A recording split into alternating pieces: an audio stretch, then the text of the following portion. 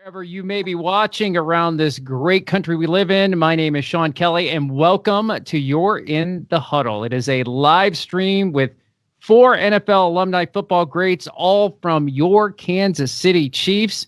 And we are very excited to bring you this great discussion, moderation, and a little Q&A at the end of this session that we're having here. I want to thank our great sponsors, Community America, and also Happy Bassett Brewing Company, which, by the way, got to thank them for the strawberry blonde beer that I am drinking right now.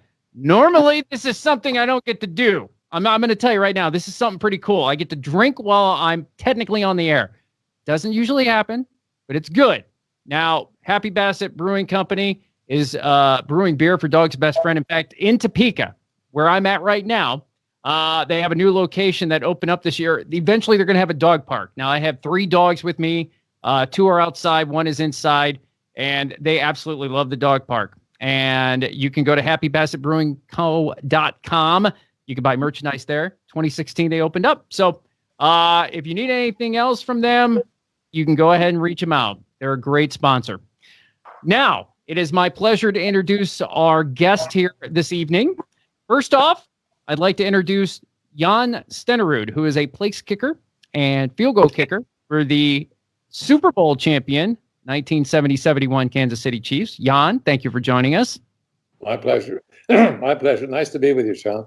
Also, we have a guard who played in the 80s and 90s with the Kansas City Chiefs, number 68, Will Shields. Will? How you guys doing? Doing great. Now we have the wide receiver from Long Beach, California. Right now, Stefan is in Fresno, California, joining us, number 60 or 83. Boy, I'll tell you what, my eyes are bad already. See, I have not been drinking before this. I promise. Stefan Page, how you doing, buddy? Greetings. And finally, the Nigerian Nightmare, better known as Christian Okoye. How you doing, buddy? I'm doing great. Thanks for having me. Awesome, guys. So we're all here to kind of talk a little bit about the past, present, and future when it comes to the NFL. And I'm going to kind of start off right now with a little bit of the present, asking each one of you what you are up to right now. Currently, we know that Christian is actually on a golf course. I just like to throw that out there right now. We're going to save him for last because he's driving. So, Jan, we're gonna catch up with you right now. Okay. What are you currently doing personally, and are you doing anything with the NFL? I have not. My last after football, I was with HNTB Corporation until about 10 years ago. So I've been retired, I guess you call it, for the last 10 years. I live in Mission Hill, Kansas. It took me all day to try to get Skype. And a little bit worried about Zoom after this. I think I'll be okay. I'm just usually go to warm weather this time of the year, but because of the COVID, we didn't do that. So we are just, doing things we need to do in Kansas City, actually enjoying it. But the weather is not the best. As you know, it's about 30 degrees and snow on the ground. Yeah, I know. We got a little brief snow shower here today. It was kind of weird. And of course, for the big game, almost slipped. You didn't want to do that. They can't do that. But for the home game for the Tampa Bay Buccaneers against the Kansas City Chiefs on Sunday, it's supposed to be really cold around here. Stefan, talk a little bit about what you got going on right now. Okay, Stefan. Oh, I'm sorry. Oh my gosh, I apologize. I'm out. That way we can. Well, you know what? I'm currently retired. I was in the detailing business for over 20 years, and right now, actually, there's no such thing as retired on me. I'm mentoring and training the kids how to play the game and walking, starting from a ground level and really teaching the game to the kids. And I live in Fresno, California, and I'm a former Bulldog, as you know, Fresno State University. Awesome. And Will, what do you got going on right now? Well, I have a training center here in Kansas City. I live in Overland Park, so we're doing our O-line, D-line training as well. And I do work for the NFL. I actually work for the NFL Legends community and help guys transition in and transition out of the league. Excellent. And Christian, other than your golf game, speaking of, how is the golf game right now? Well, I'm doing this, so I'm not playing. My guys are playing. My friends are playing. Oh, okay. All right. Yeah. But normally you got a pretty good golf game, I'm sure. But what else do you got going on, and what are you doing right now? Well, I founded the California Sports Hall of Fame, so that's keeping me busy. In 2006, we've been doing inductions, getting some guys into the Hall of Fame. Since 2007 is our first induction ceremony. So other than that, I'm also managing my Christian Okoye Foundation, which I have taken back to Nigeria, working with kids back home in Nigeria. Fantastic. All right. Yeah. You had, Stefan, you had mentioned about working with kids, and I wanted to kind of start talking a little bit about that because the game itself has changed so much. It's got, players are getting faster, they're getting bigger, they're getting stronger. And of course, concussions has been a very, very huge topic, not only in the NFL, but throughout youth football and college. Talk a little bit about what, is that something that you have kind of thought about a little bit working with the kids? And what are your thoughts on, the concussion protocols that they're going on now in the NFL and what they've done here in the past, 5 or 10 years, making sure that players are safer? Yeah, I think they've come a long way, and I was thinking about going back to when we were playing. Actually, if there was a concussion, you go to the sideline and you smell a little smelling salt and go back in the game when you think you can count to 10. And I'm glad now it's really it's a whole lot safer than it is back in the day. And what I'm trying to do with the kids, as far as the teaching aspect of it, is to teach them the right way as far as how you tackle and different techniques and that. They'll know going in if a coach says you drop your head or something that's not correct in what they're hearing and what I taught them, that they're able to do it the right way. That could either save them from injury or possibly their life. So it's very important to teach those skills, the basic skills, and really keeping it simple to where they can understand it. So that's what we're doing out there, and at the same time, teaching them to be better leaders and using the field as their platform to take them to the next level. So that's what we do, and they're really responding, and the kids are open and ready to go, but they're teachable, and I'm glad that they're listening to everything that I'm telling them. So in the future looks bright. If we can continue to teach them the right things, they'll be okay. And I know that's something that's been very, very, I wouldn't say controversial, but a lot of people, a lot of parents are saying, you know what, I don't know if I want to have my kids play, football because it's too dangerous. And I think you had touched on that, and I think, if anybody else wants to chime in as well, I think that, over the years, I think they've made it safer, and I think that hopefully more kids will be able to go out and experience football the way that you guys did. Well, I think one thing I have to say about that is that, just like Stefan says, it's really important that people that know what they're talking about are involved teaching the kids, because most of the time when the kids are so young and you have parents that want to be coaches, teaching them wrong things. But like Stefan mentioned, teaching them the right thing is what to do. And if we have enough people doing that, then it's okay for the younger kids to be involved in football. I've encountered a bunch of parents who ask me, what's the right age to put my kid in football? And I always tell them it depends on the type of coach you have. If you have a good coach who knows exactly what he's talking about, they can teach him how to be safe, how to tackle safely. You see, so that's most important. Well, and I'll chime in on that because I've actually, here in Kansas City, we coach a couple of youth teams. We've taken 3rd, 4th, 5th graders 2 cycles through and worked our way through it. And you also, as a parent, has to realize that sometimes your kid's not ready for tackle football. And you have to accept that and understand that not every kid's built for it. And that's an acceptance piece and understanding piece.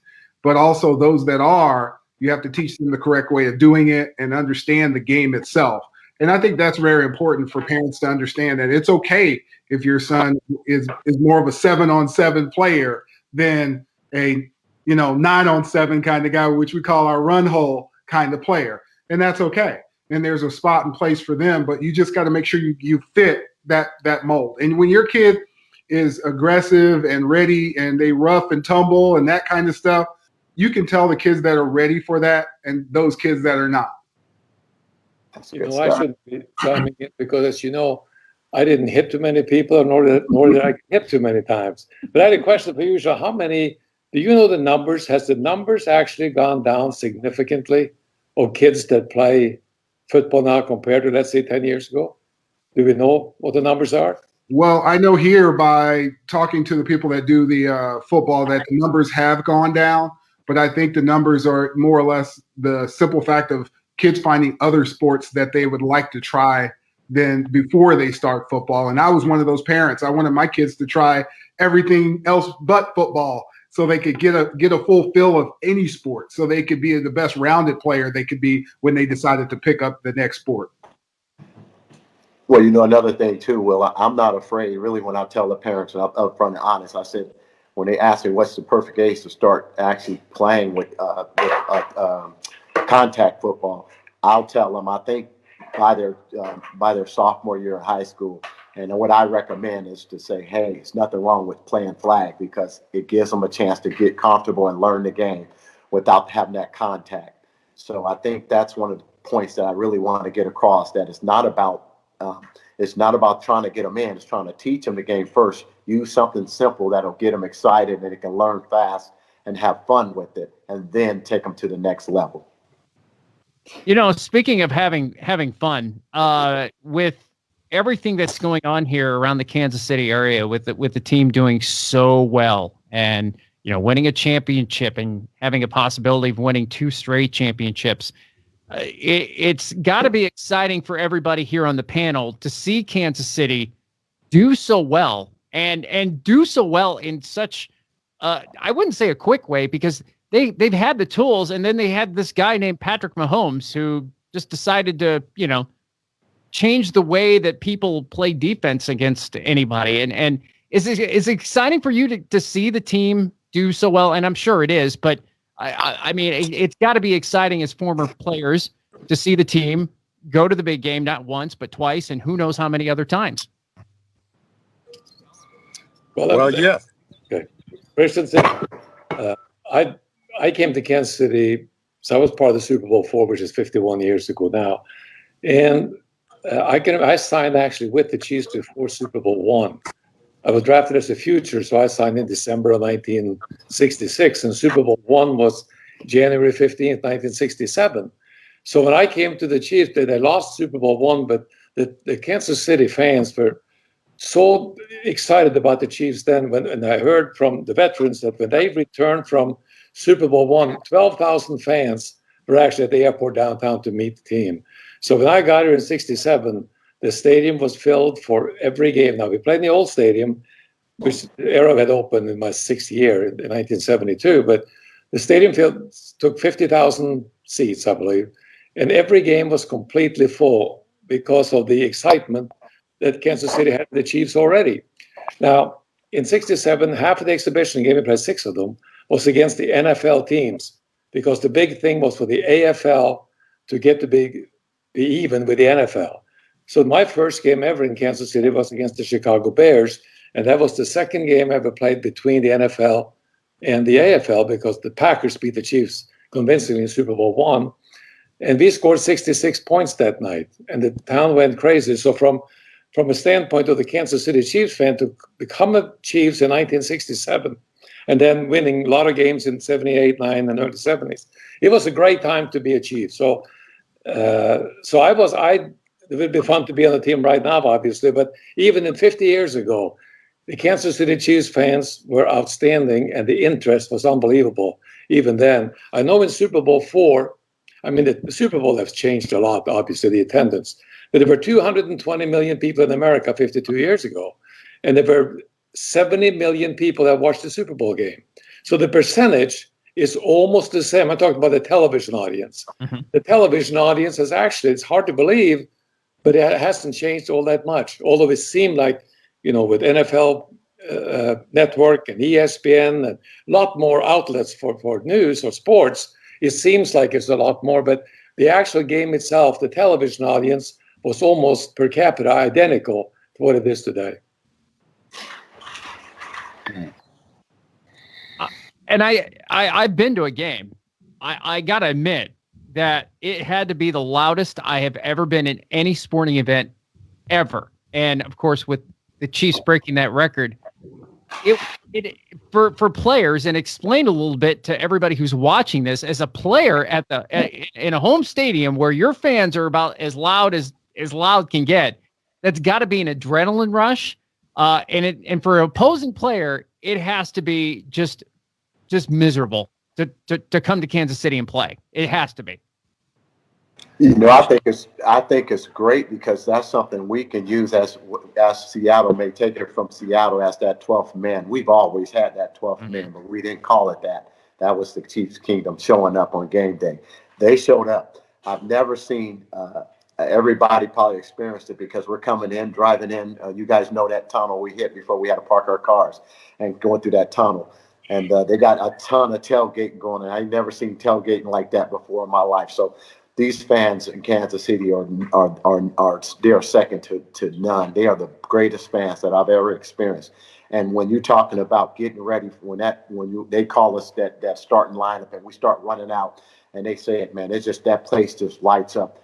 That right there alone, it gives you that extra energy. And I think teams notice it. It really sucks all the juice out of them because we use it to our advantage. So it's an awesome stadium. We got some awesome fans. And I tell you what, we draw that energy from the fans. And definitely that's what they're doing.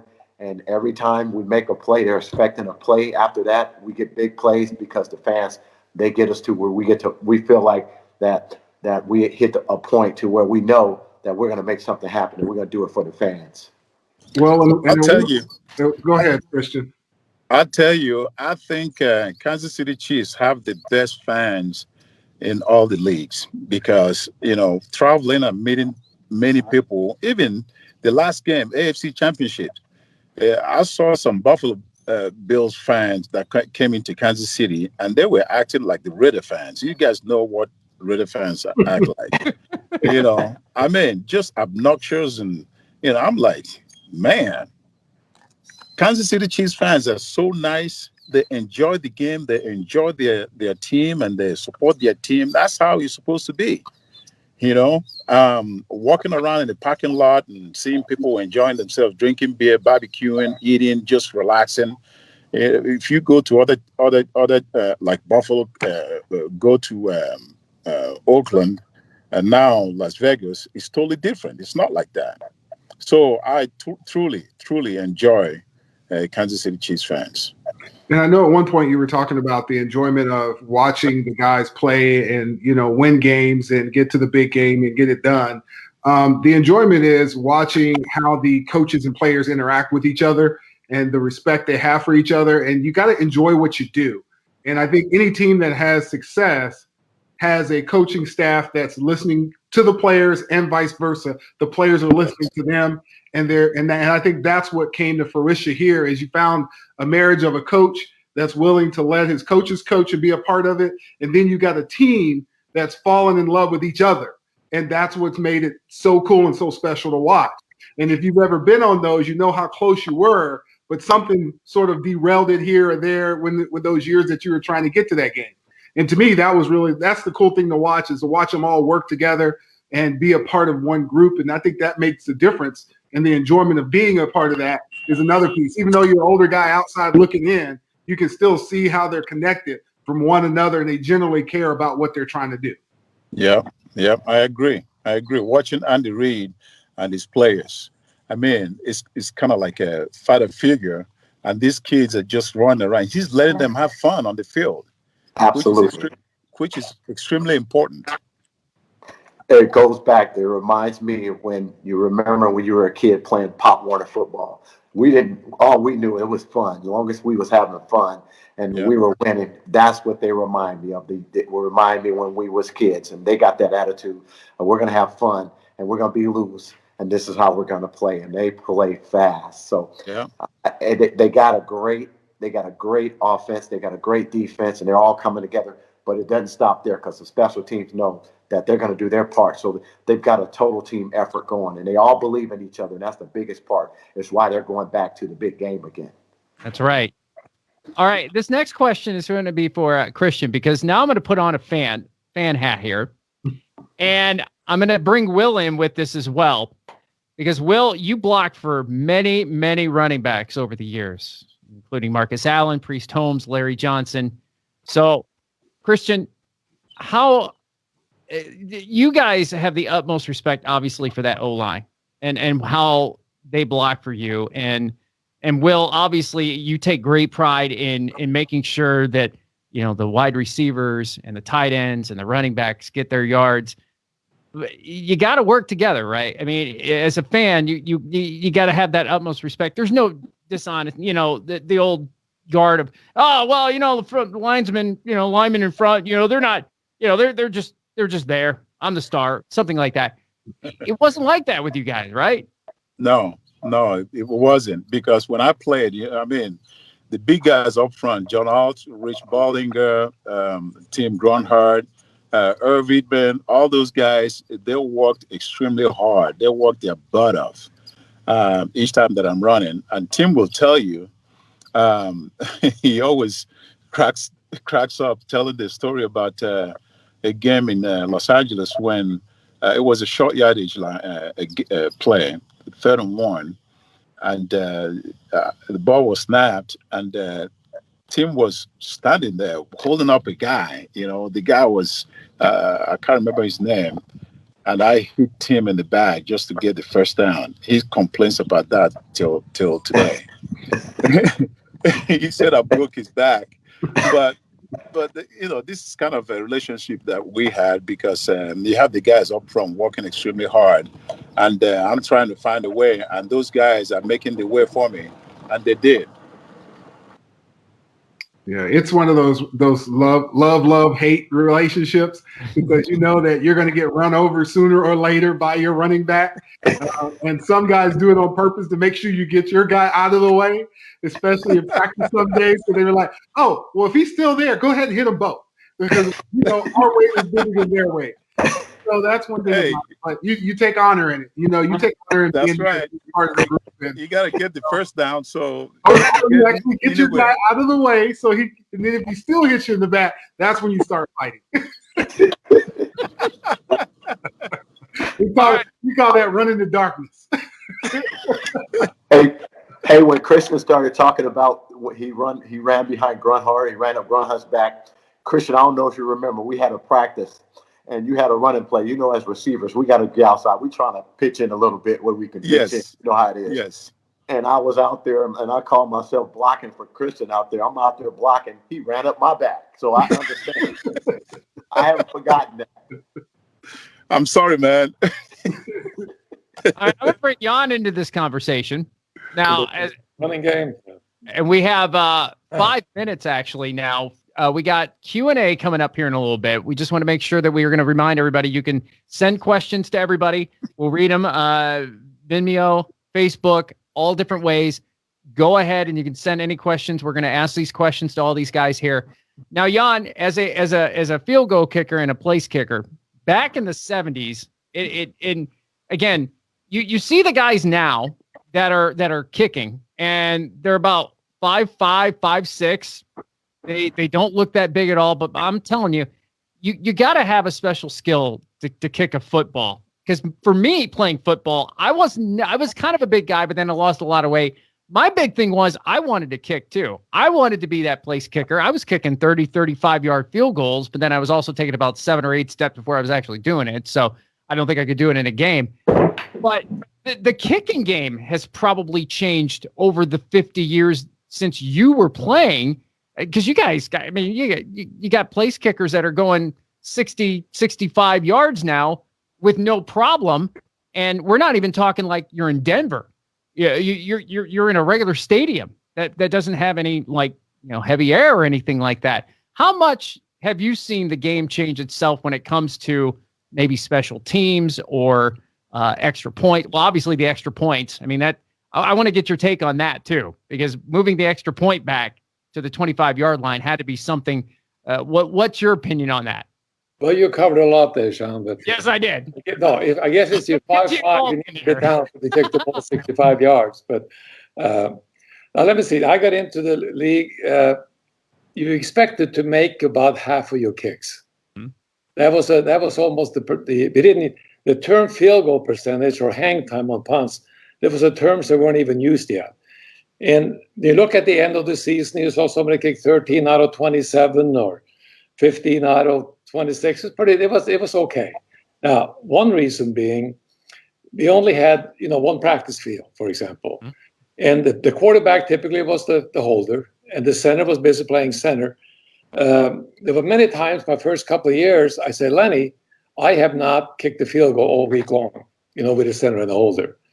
And he said, well, E.J. Holloway was the snapper. By the way, E.J. played number 55. He was a starting outside linebacker in the first Super Bowl, and then was our starting center in Super Bowl 4. He was a pretty good player. But he was snapping for me the first couple of years. But even in the Super Bowl year, I can remember then he was hurt. He was my holder. I had 3 holders and 4 centers in 14 games. And one practice who didn't get that much practice. I remember George Blanda, the famous player in Oakland, also a great quarterback. He would try 5 field goals from 37 yards on Friday afternoon, and if he made all 5, that was in. He took it in. So then you start breaking in the punters as holders in the late 70s. It made sense. We had time in practice to do things, and they had good hands. And typically a second string center was typically the snapper. Then we got special teams coaches, and now they made sure that we got to kick some 2 or 3 times a week. So that also raised the game quite a bit. The football they kick today is very well suited for kicking. It goes a little further with the same impact. There's no question about that. And even with that and the fields and the snapper and the holder and the practice, it has changed a lot. But even so, I'm impressed, because when I started kicking 50-yard field goals, that was a big deal. And that was a big deal if you missed from 50 yards. So I saw a lot of the evolution there in 20 years. And it was part of a lot of it. My first time I kicked the ball, Sean, my first step was backwards. I'd never seen anybody kick the ball with the side of my foot. There was no ESPN or television network. I had nobody to look at. I just found a way to do it. And it wasn't that 2 or 3 years later I saw the Gogolak brothers and the Premium kick live. And also from 20 yards, they just kind of tapped it from 35 yards a little harder. I was expected to be the first to kick 60-yard field goal in the NFL because I didn't practice quite a bit. I never did. But again, I saw part of the evolution, and that has even got more and more.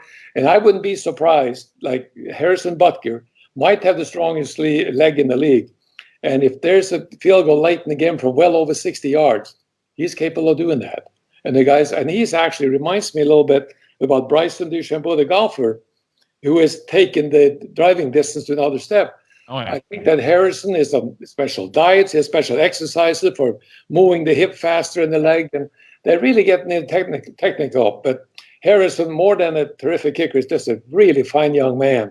And but overall, as a league, I mean, the kickers have become really, really good. And of course, as the evolution was, we're really getting better and better too. That's why they moved the goalpost, for example, back 10 yards. That's why they moved the kickoff back. So they changed the rules a little bit because of the kickers were getting better and better. But they are now, I think it's a pretty good balance. But it's nice to have a chance when the ball is on the 45-yard line and kick over 60 yards. So the evolution I've seen of it, and I continue to see it. And today they are really, really good. We are going to take a short timeout, and we are going to be back with everybody. You're in the huddle with the Kansas City Chiefs alumni, and we're going to take a quick timeout, and we'll be right back. Whether we're rising to meet a moment or the moment comes to meet us, we make our mark by showing up for our team. And when we do, we rise higher. Community America, powering the rise of Kansas City.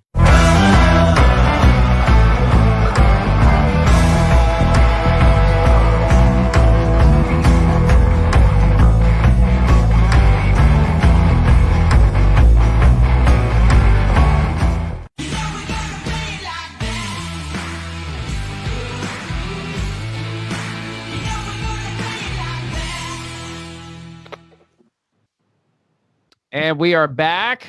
You're in the huddle. It is Stefan Page, Will Shields, Christian Okoye, and Jan Stenerud. We're all talking a little bit of football, past, present, and future.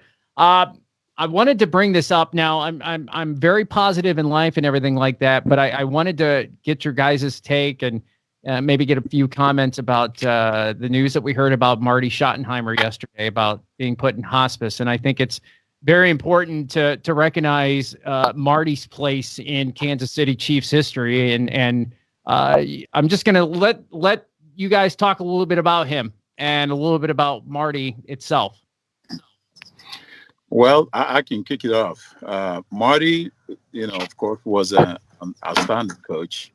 My relationship with him when he was first hired to coach Kansas City Chiefs, a few days after he arrived to Kansas City, he called me. I was in California. He called me and told me, Christian, I'd like to meet with you. And I came to Kansas City, and he told me, after he saw me, he says, Christian, I just want to see you and tell you that we're going to run the ball and run it a lot. You coming here is mainly for me to ask you if you're ready for a lot of carries. I said, Coach, I am. And I said I was because I didn't know football that much. And running the ball was the only thing I felt comfortable doing at the time. And I said, yes. And he said, okay, that's all I needed to know. I flew all the way from California to have a 3-minute conversation with Coach. He wanted to confirm that. And I didn't think it was, anything out of the ordinary, but he just wanted to see me and ask me that question. And I was glad. But ever since then, it was the type of coach that, knowing that I didn't play football that much or grew up playing football, he always came to me and talked to me about something, some mistakes or whatever, correcting me. And I took that as a big help in my career.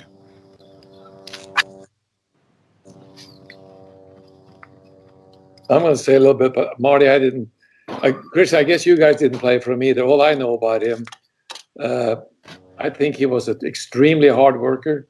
He prepared unbelievably. I remember sitting on the plane with him. We played in a golf tournament, and he was talking. He wanted to know more about place kicking because Marty was a special teams player most of his career in Buffalo mainly. But what I noticed about him, he did his homework. He took notes, and he probably prepared his teams as well as any coach that I watched over the years. He was just a fine man, and I know it's had this struggle with Alzheimer's for about 6-7 years or so, maybe more. And it was sad to see. He was just one of the top coaches of all time, and he just knew football, and he worked very hard, and that's a good combination. Yeah. He was a man of detail. That's definitely one thing. When he came in, he laid it down and he said, this is what we're going to do and this is what I need you to do. He strictly told you what your job was, and he said you have to do it.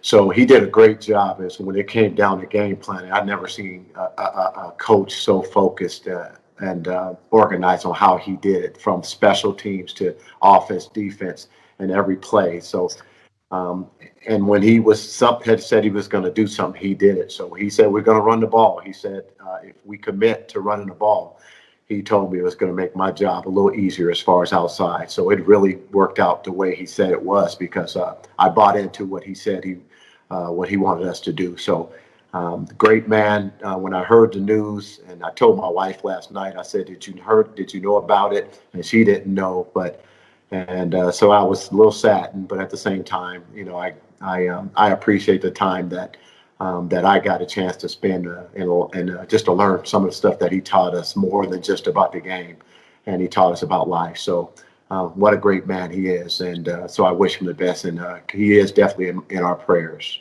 Yeah, I wish him the best. I was actually drafted by Marty's group in '93, so I got the opportunity to play and be a part of him grooming us to be another running force, because he believed in run and tough defense. You give me 14 points and we're supposed to win. And, that's how he designed his teams, is to have a defense that was dominant and the offense that could, score when you needed to, but it wasn't a high-flying kind of thing. He believed in tough defenses winning championships. But he's a great man and a great guy. And I always remember his mantra is basically win the games you're supposed to win at home, and keep losing teams losing, and you'll be in the playoffs at the end of the year.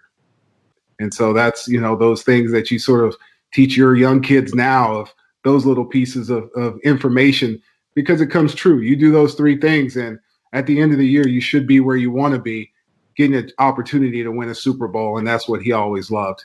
And he's deeply loved by all of us, and we'll send out our prayers and thoughts to him and his family, because he's changed so many of our lives by giving us an opportunity to play under him and learn from him. And I have to say, watching the NFL films that used to be on ESPN over the years, Marty was always front and center, especially with bloopers or anything else on the sidelines, and it was never a dull moment to watch him. And I'm sure that you guys, being first experiencing that and being a fan, getting to see that and just getting a good smile and laugh and hearing him talk and just make comments. It's, our thoughts and prayers are going out in the Schottenheimer family as well. So, and just wanted to make sure that we touch on that. And again, we're all about past, present, and future. And it is now time for questions and answers. Now, there's many ways that you can answer, or I should say ask questions.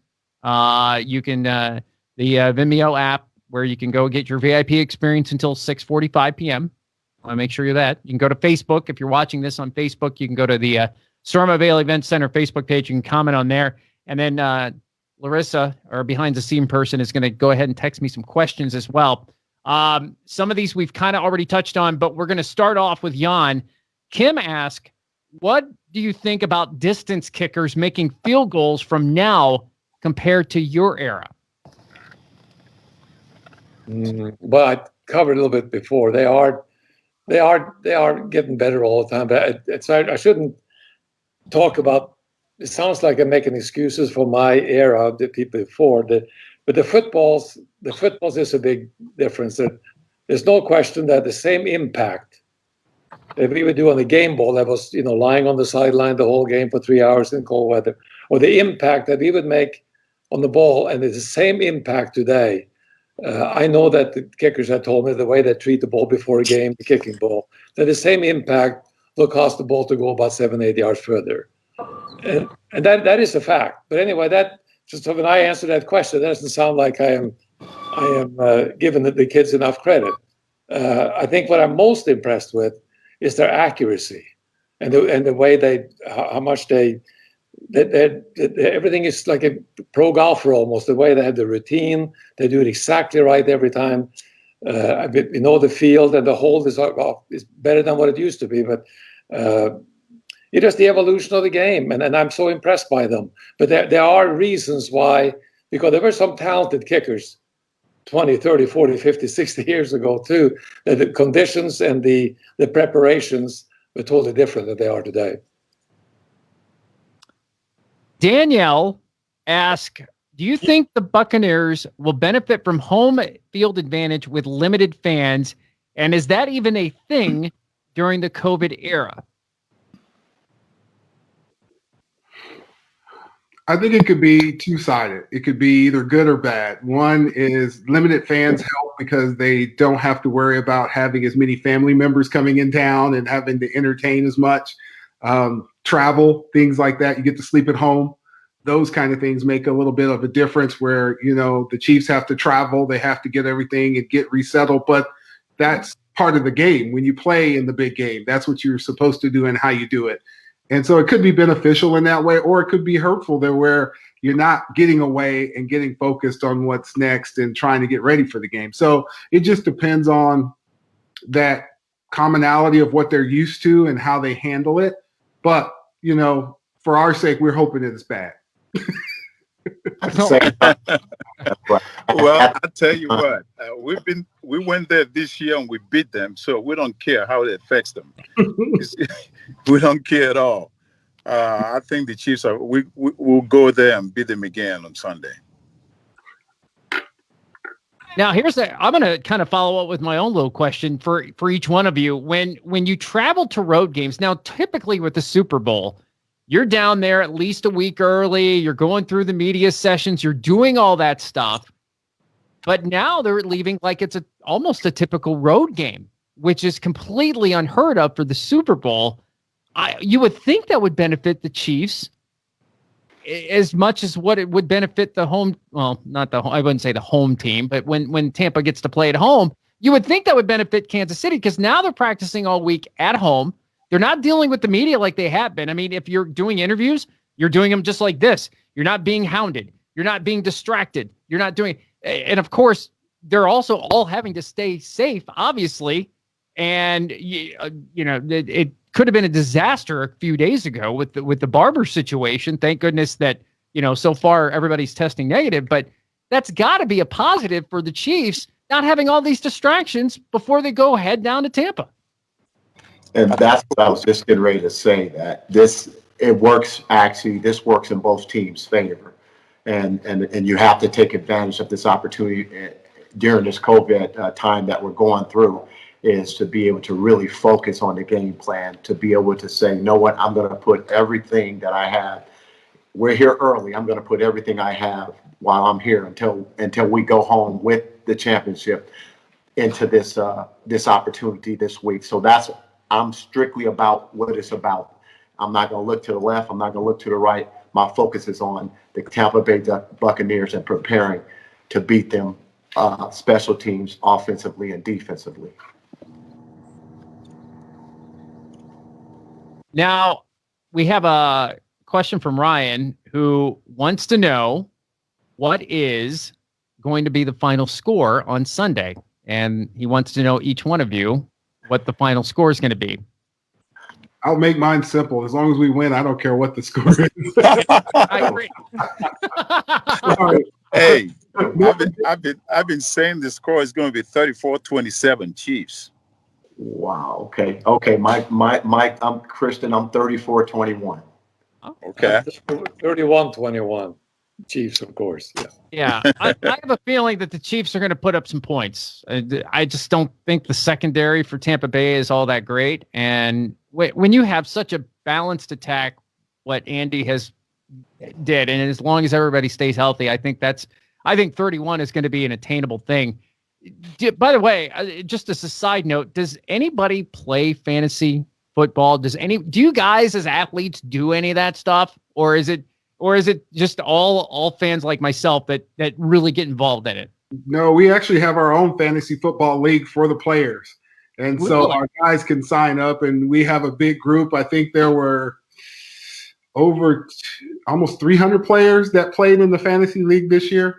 And it's just for fun, and at the end of it, whoever wins it all gets the tickets to the Super Bowl, and that's it. But it's a lot of fun when you actually get a chance to just sit here and, watch players, and then you watch other teams differently, which is a whole different animal. You watch games differently because, you go, oh, I got this defense against this person, even though that's my favorite player, but I want them to do good because of my defense or this, that, and the other. So it makes you watch the game a little differently too.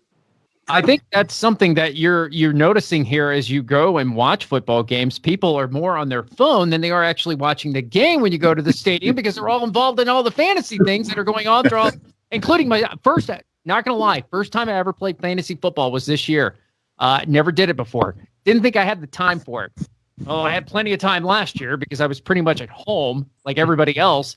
So I was able to do it. I ended up getting second place in my league. And I thought, you know what? And I was happy. I had Tyreek Hill. So I like to thank Tyreek for his 270-some yard performance, because that saved me from getting into the finals. That was things like that. It's like the game changes, but it's also a very elusive thing when you're trying to watch fantasy football. We have 5 minutes left in this session here. So I want to get to another question. Will, this is for you.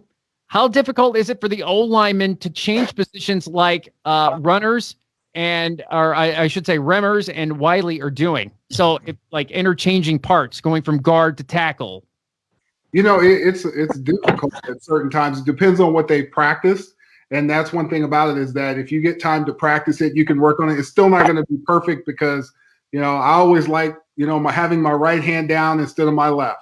And so if you're having to move from right guard to left guard, it makes a difference. If you got to move the tackle, it's a whole different thing because you're in space, because you don't have anybody on the outside of you. Where if you're a guard, you have sideboards and you're used to being able to push a guy over to another guy or bang another guy off another guy. So it changes the way you do your sets and your kicks and your hands.